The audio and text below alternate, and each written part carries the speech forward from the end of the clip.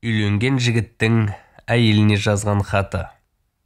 Егер сенің арқа сүйерің болғанымды қаласаң, мықты жігіттің жары болғың келсе, онда басынан-ақ менің алдыма шығып кетпей, мені сыйлап, өзгелердің алдында құрметтеп, керек кезде тыңдап өмір сүр. Себебі отбасыда шағын мемлекет секілді ғой. Онда міндетті түрде біреуі басқарушы болады. Егер мен басқаны сүйгенімде сені жарым деп қалап алмас едім. Мен сені таңдадым. Көп қыздың ішінен саған үйлендім. Ендеше шайтанның айтағына ерме. Маған сен, маған арқа сүйе. Маған адал бол.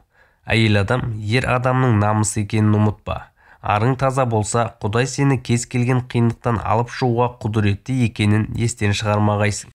Мені ұятқа қалдырма. Өмірімді сенмен бірге өткіземін деп таңдаған қосағымсың.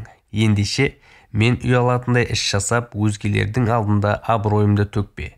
Екеуміз кездескенімізге, танысқанымызға, үйленгенімізге, осы күнімізге еш өкінбейтіндей күн кешейікші. Үйге жайлылық орнатуға тырыс. Кез келген үйдің жылуы мен гүлі әйел адам. Бұл сенің өз үйің.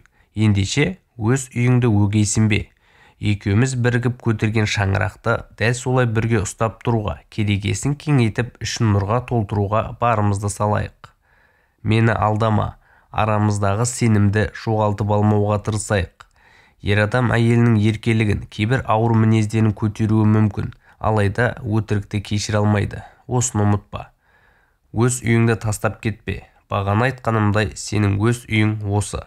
Ендеше өз ұяңды өскен ұяңа айырбастама. Қандай қиындық болмасын, біз оны Алланың қалауымен бірге жеңіп шығамыз. Сен осыған сен.